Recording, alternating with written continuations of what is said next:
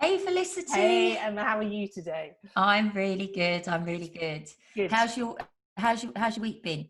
It's been a really great week, really busy, but really trying to sort some things out with the business because, as you know, I'm kind of slightly pivoting a little bit, moving from the leadership development, not moving, but putting my focus more into the mediation. So, the conflict resolution side of things, which I love and usually fills other people with absolute horror, like, oh my God, I don't want to have a difficult conversation.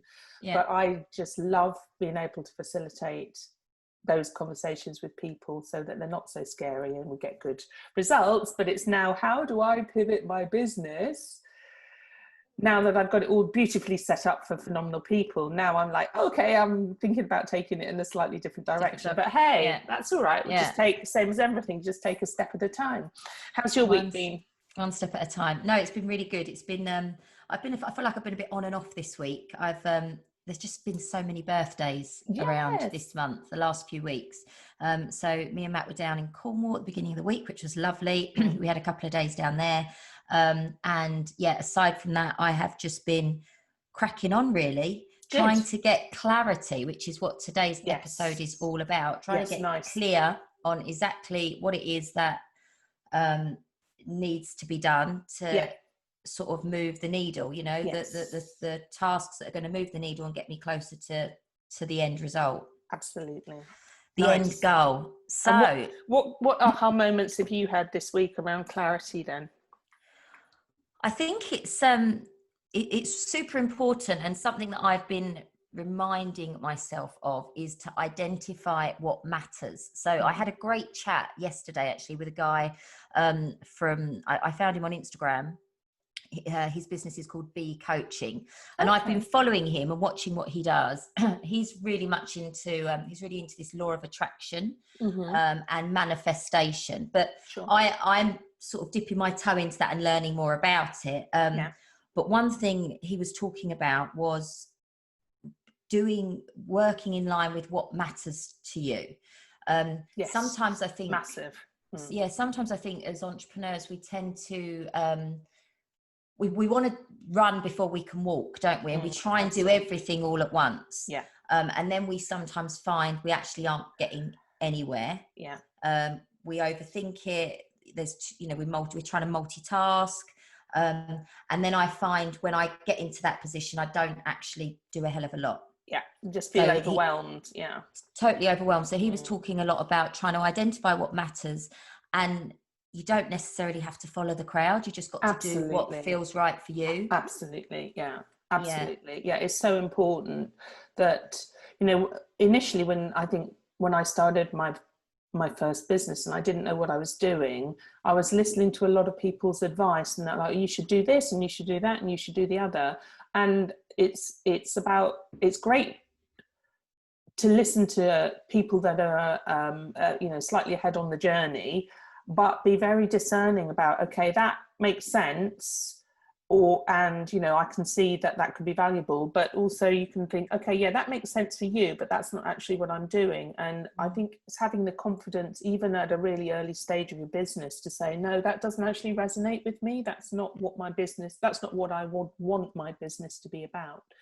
Totally. So I think, clarification, don't just follow the herd, because, you've got unique gifts, talents, potentially products or services that people are going to want to buy because it's from you and it's got your unique nuance on it, which is why it's so important to get that clarity. What am I about? What do I want to bring to my customers? How do I want to do it?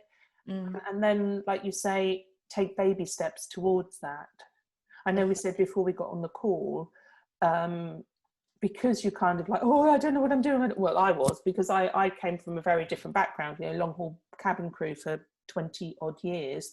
So I was very used to high level customer service and creating a great experience for the customer, but I didn't know how to set up a business. And I was like, listening to everybody because I thought they all knew better than me. And thinking, oh, got to do this, got to do that. When actually, no, if I just step back and been a little less panicky about the whole situation, I would have, I think it would have gone better initially. and also not being in a big rush. I think it's important to have your passion and to, you know, have momentum, but anytime we rush into things, you know, you know, there's a potential for a bit of a fall and grace as well, isn't there?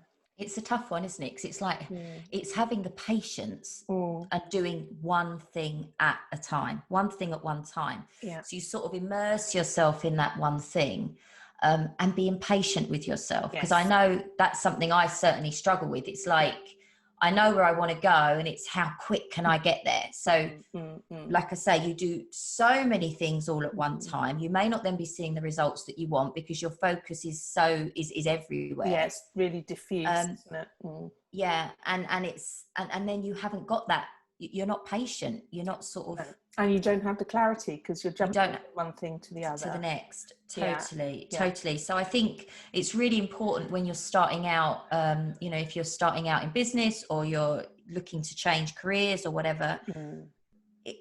Be aware that everybody goes through that self-doubt, goes through that procrastination. And it's not very often, I don't think, that people actually do sit down and really, you know, take a bit of time out and think about what is it that I actually want, or where is it that I want to get to? What is my goal? You know, where's my destination? Totally. And if you struggle to know what that is, like we spoke about last week, we're at a crossroads, and where do we want to go? What do we want to do? I definitely think you have to then come down to, okay, what's important to you? What lights you up? What is it that you hold dear to you? Totally. And we talked about our why, didn't we, last week? What's our why? What's the thing? What's the, you know, what's the big thing behind all of this? Why do we want to run our own business? You know, what is it that's so important to you? Is it to create that better lifestyle? Is it to be your own boss? Is it to be able to not, I mean, although there's so much working from home at the moment, but is it to be able to work remotely and not have to do a commute into an office? You know, what are your big whys? And that will help with the clarity as well, won't it? Definitely. And then, like you say, you'd go, right, well, if that is my out, that's what I'm looking for. What is it that you can introduce into your day that's going to get you one step closer to that? Because I feel when you know what matters to you the most, you can be sure that you're choosing the right career path in line with that. Line with that. Absolutely. There's a brilliant story as well about, you know, getting clarity and being able to prioritize and do those, you know, take those one step at a time. Sorry, I'm bobbing down because the cat's just rubbing around my legs. Is a great story about Warren Buffett. He was his private pilot, flew him all over the place, and you know he had his own business interests, which Warren Buffett, you know, fully supported, and said to him, okay, what are the top 25 you know, make a list of everything you want to do and need to do for your business, and then what are the top 25? And so his pilot did this. He said, I've got my top 25. And he said, okay, what are the top 5? And oh, that's really hard to focus on, but went through the process, narrowed it down, got his top 5. And then Warren Buffett said, okay, so you've got your top 5. Yeah. He said, okay, so I'll prioritize my top 5, and then I'll do the other 20 things when I've got some time. And Warren Buffett was, no, you only work on your top 5.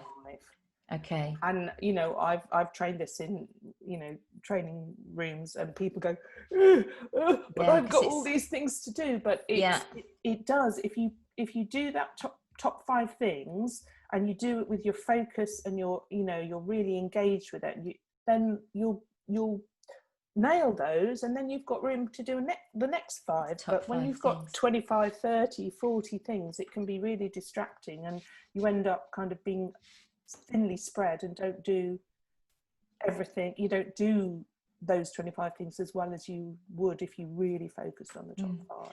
And is there a way that you can narrow it down? So say if you've got, I don't know, say if someone's listening to this and they're like, I know I want to start up my own business, but I want it to be online. I want to be able to work from home. So I've got the flexibility. Maybe they've got a family, or they've got, you know, parents or someone that they care for. And they're thinking, I want to start my business and I want to work from home. but they haven't got a clue of what that looks like or where to begin. I know something that I did when I started in network marketing, however many years ago, which I felt really uncomfortable doing it, but I did it, and it actually gave me an insight into how other people saw me, or they saw my qualities. And I'm not saying we should base what we're doing on what other people think at all, but sometimes it just gives you a different outlook. So would you explain that a little bit more? So basically, at the time they were asking us to put a post out to ask. It was on social media, and it was a challenge that they gave us, and they said put a post out and ask your friends and the people that you've got, you know, that you connect with on social media, what they feel your 3 top qualities are. Okay. Yeah, nice. Yeah. And again, I felt really like, I can't do that. I can't put that out on there. But I think, again, it was one of those things that I didn't feel comfortable doing. So I thought, sod it, I'm just going to do it. Because I was pushing past past that comfort zone. And I got so many lovely comments back. And actually, I got so much engagement back, which I didn't think I would. Yeah. And it was things for me that, you know, people said that they felt I was positive. They felt I was inspiring. They felt I was very, you know, had a good energy about me and all these things. And I thought, wow. And actually, when I look at what I'm doing now, it's in line with those qualities that people saw in me. Yeah, absolutely. Do you know what I'm saying? So if you're sometimes unaware of where you're going because you can't see what your qualities are, because maybe you don't want to be seen to be blowing your own trumpet, then you can always ask the people that you feel you would get, you know, and people that you trust as well. Definitely. Your fans who are going to build you up, not kind of pull you down. Yes, definitely. So I'm going to ask you, Emma, so what made you settle on Yellow Brick Roads then as confidence coach? What was it that you were like, oh, this is what I really want to do? Because when I met you, you were running a very, I know you've still got a team with B. Lippy, with the makeup company, and you're a really successful team, really engaged with your group. So what was it made you think, no, Yellow Brick Roads is what I really want to do? It's it was everything. It was what I value, I suppose. When I think about if I could do anything, what would it be? You know, if I could pick something out of the sky, and that's what I choose to do as my career path, Yellow Brick Roads was it, because I love to motivate people. I'm a qualified personal trainer, and that's what I did for so many years. Yes. And the reason I got into that, I just love exercise. I love fitness. I love feeling good. When I was doing PT sessions with my clients, and they were coming away from that session and they were feeling amazing. Yes. It was making me feel good. So I was like, right, okay. And what I found in my PT sessions was it wasn't only about the exercise. It is a little bit about coaching too. Of course. Because you're talking positively to them. You know, you hear when you're doing PT work, a lot of your clients, you know, they trust you, they tell you about their problems, they talk to you about their fears. So you're sort of there to get them physically fit, but in a way to also get them mentally fit, because they work hand in hand. And it's just something that's become so passionate, is being able to help everybody get mentally fit. And one of the biggest things that I came across, one of the biggest problems that I used to see in PT work, when I was in banking, insurance, was the lack of confidence that people had in themselves, and that included myself. Yes. And what I found was, when I started to do all these little things where I was pushing myself, like the post, or you know, that's a minor thing, but when I was pushing myself outside of the area where I felt comfortable, my confidence started to grow. And as my confidence started to grow, my life started to grow. Everything, you know, become more successful. And that's why Yellow Brick Roads, it's like, that's my passion, to help other people live a life that they truly want to live. And a lot of people don't do that because they lack the confidence. They feel they can't achieve it. They feel like it's beyond them. It's not possible. No different to starting up your own business. So many people have the idea, but they talk themselves out of it. Absolutely. They say to themselves, I can't do it. I haven't got the knowledge. I haven't got the know-how. I haven't got the support. I haven't got this. I haven't got that. Whereas it's out there. No different for us doing Crossroads Cafe. We're doing it to help people take that first step, Totally. and move closer to the career, the life that they desire. You just have to go out looking for it. Yeah, totally. Don't you? You have to go out and find it. And thank you, because that, your story just illustrates so beautifully what we're about. It's like something that really mattered to you, and you found a vehicle, as it were, Yellow Brick Roads, to be able to focus all that passion and energy and to do what is really, really important to you. And it's so true what you say. They say, don't they, that success is 80% psychology, 20% actual, you know, nuts and bolts, because we can know exactly what to do. We can have all the right processes. Sorry about this, I'm being attacked slightly. I apologize. The cat's not, Toby's not very well today, so I'm tolerating him a little bit, but now he's decided to take the pee. Jump on your lap. No, he can come in. He can come here. into the podcast. Say hello, Obi.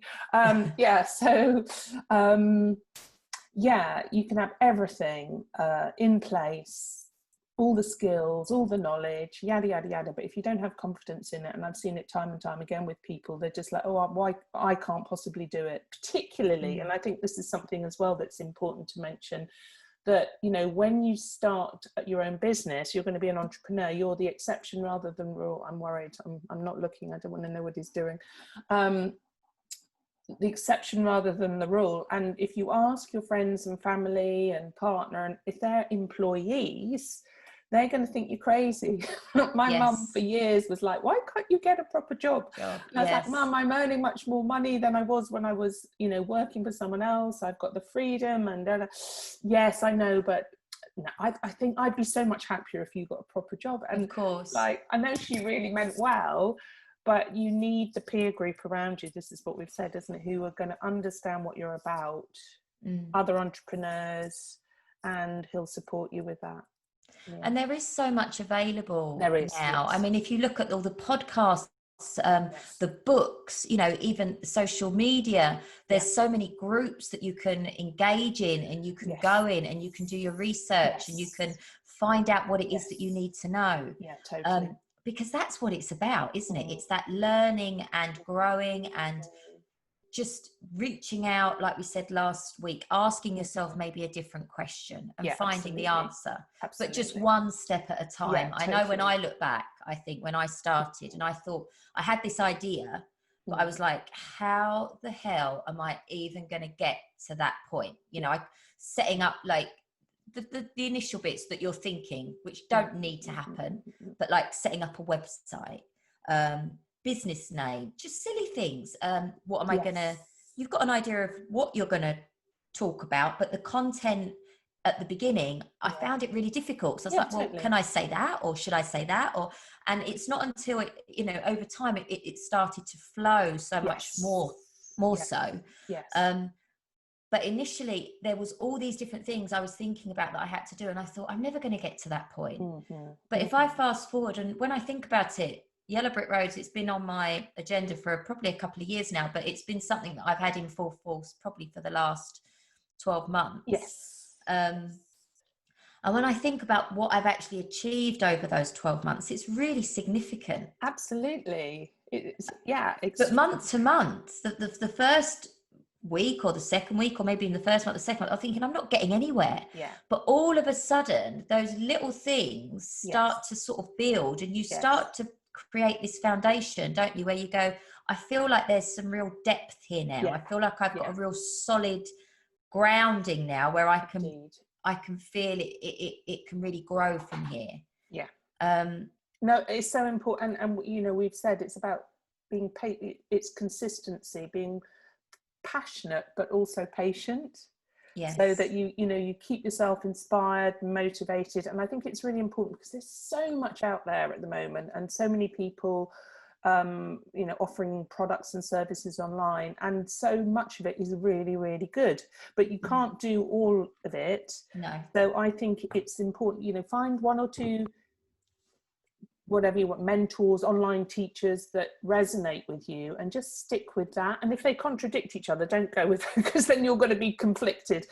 But you know, find someone who's doing something that you want to use as a role model. I mean, I've been part of Jeff Walker's community for ages. He does product lunch formula, which we've done together, Emma, hasn't it? And I've done lots of other things and had training from some of the top, you know, online people, and I love their work. But I just, where I am right now, I just really love Jeff, because he's so thorough with what he does, and he's not in your face rah rah rah either. Now there's, you know, if that suits you, that's great, but I'm kind of maybe at the stage where I'm just like, I want it to be a little bit more maybe measured and considered, and you know, not pushy. Maybe that's just me. So just, you need to connect with the people that really resonate with you, and you think, yeah, that's what I would like. I'd like to create my version of that, not to be, you know, the next Jeff Walker or whatever, or the next Tony Robbins, or because, you know, you want to be the authentic Emma Gabber. I want to be the authentic Felicity LaRouche, because we've got nuances and gifts and, you know, our perspective, you know, what we bring to our work and our businesses is unique, and we need to embrace that and honor that, because you know, nobody wants, you know, cookie cutter, you know, the same as the next one. No, definitely not. And I think that's really important what you just said there. It's because I do think, again, even with that, I found I feel like there's been so many different, I'll call them teachers, but people that I've followed and learned from and learn from. And depending on where I'm at with the business, or what I'm looking to do next, depends on what my focus is. Totally. So Jeff, I've found I totally second what you say. He's amazing. And when it comes to you actually getting, if you've got a service or product that you want to get out to the market, then I think product launch formula is fantastic. Awesome, isn't it? But that might not be someone that you would be looking at as soon as you start out, you know, because you may have to, if you're just starting out, you may be thinking, right, well, you've got to get your head in the game. Yeah, totally. You've got to get your head in the game to begin with. So it might be, right, what have I got to focus on? And it's trying to eliminate all of the other distractions and just focusing on, like we've said before, identifying what matters and focusing on that one thing to begin with. And something that I did, there was 2 books that I read actually when I first started out in running my own business. One of them was Napoleon Hill, Think and Grow Rich. And classic. I don't think we spoke just before this. I read that, I listened to it on Audible actually, and I actually went through it twice, because the first time I needed to just sort of, I needed to listen to it a second time, because I feel like it didn't sort of cement, it didn't sink in the first time. It's a totally different perspective, isn't it, to your normal how you start a business. And totally. So that, I thought, but I highly recommend that book. And the other one, again, I listened to it on Audible, but also I've read it, and it's this one, which is The Power of Positive Thinking by Norman Vincent Peale. And this has got to be, for me, where it started. Right. If you don't think you can, or you don't think positively about what you can achieve, you're going to really struggle to achieve it. So even though, like you said, Felicity, there's going to be lots of people, you're going to have people around you that are like your cheerleaders, that are going to go to you, go for it, give it your best shot and support you. But there's probably going to be a lot more people that are going to be around you that aren't going to. Absolutely. And that's just because you're doing something that's different. It's not the norm. No, absolutely. They either don't get it, or they'd like to do it and they're not, so they maybe feel a little bit envious. And then there's you know, so much we've said about putting out social media posts. Sometimes you feel like, is anybody even watching this at all? But people are watching, and sometimes, you know, it'll take months. And then you had that fairly recently, didn't you? You had a girl come up to you and, oh no, someone said to Matt, didn't they? Oh, I love Emma's yes, someone was talking about some of the content on the videos. Exactly. I love Emma's videos. She'd not commented, she'd not liked or anything. So we don't know. You have to just trust and keep, you know, being consistent, putting it out there. And you know, and then if you get feedback that it is off track, then you can adjust. But you've just got to have confidence initially that it's going to take a little time before you're going to get that level of engagement with people. and just And keep you're going to going. and I think also it's going to take a little time for you to get into your flow, isn't Yes, it? totally, It takes a totally. bit of time because you try things and you might think that didn't feel right. Yeah. And then you try something else and that wasn't quite right. And, Mm, and mm. they say when it comes to your content, some people like anything, some people like listening to podcasts, some people like Yeah. watching videos, some people like Yeah. reading. There's so many different ways to engage and communicate. And that's no different if you're if you're creating a business or you're looking to start a business. Your method of communication is going to be what feels right for you, but that Yes. even still takes time Yeah, totally. to sort of, it's like really finding your voice, isn't it? Yeah, absolutely. And it takes time to do that, I Yes. think. And I'm definitely finding even now I'm still navigating that. And And I think another thing starting, it's really important. I think we get very focused on, oh my God, I've got to get it right. I've got to get it right. And you have an idea. perfectionism. Yeah. Yeah. And you're like, all right, this is the idea. But, that's just your initial kind of almost your initial North Star, where you're heading for. But your journey might change, and you might clarify what it is that you want, your big why, and it might turn out to be a little bit different. But as long as you're setting off, heading for that destination, and then realizing, it might change along the way, and not be really rigid with yourself about the fact that, oh well, I thought it was going to be this.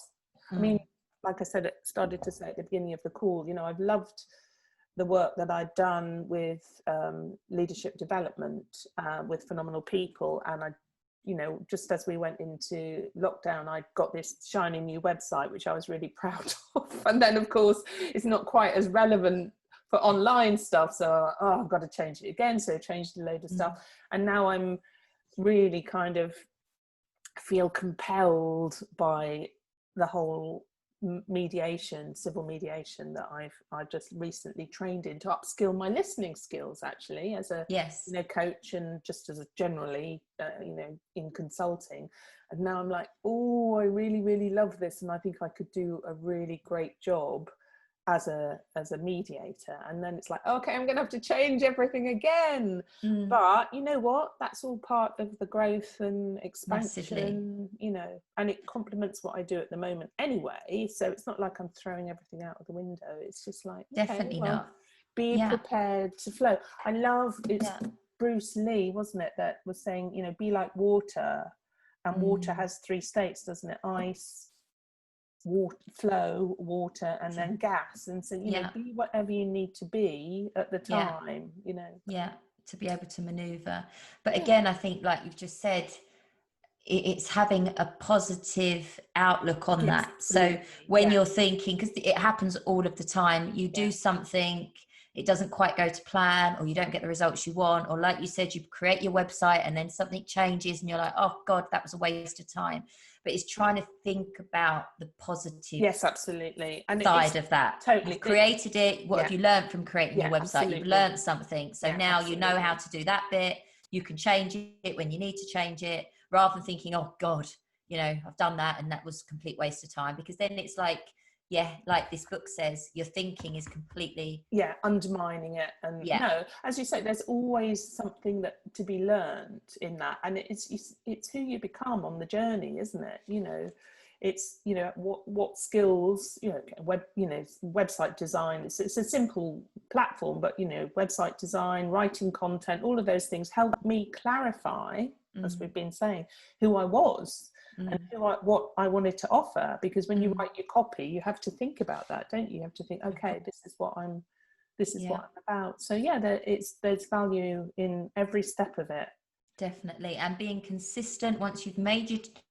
So I think I talk about being consistent. I'm just going to step back before that. So if you're sat there and you're thinking, right, I've got an idea of what I want to do, where do I start?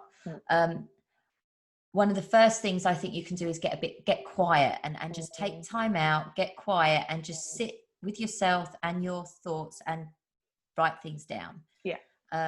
Get some stuff down on paper, get a journal, start putting ideas or whatever it is that you're thinking, your thoughts, into a journal.